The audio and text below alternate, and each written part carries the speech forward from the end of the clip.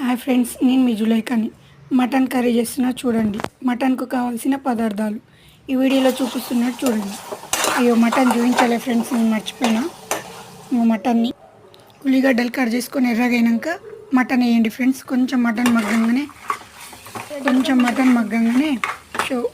పసుపు, అల్లం, మనం గరం మసాలా ఐటమ్స్ అన్నీ వేసి కొద్దిసేపు మగ్గనియండి ఫ్రెండ్స్.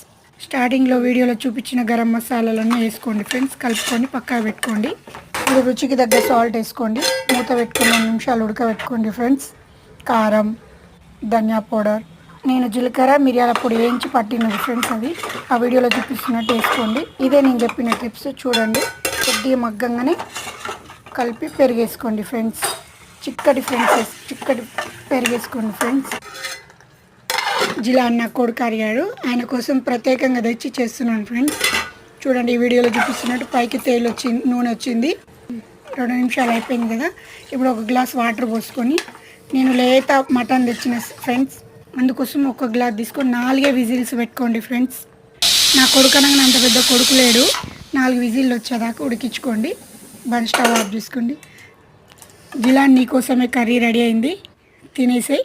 రుచి చూడు, చెప్పు.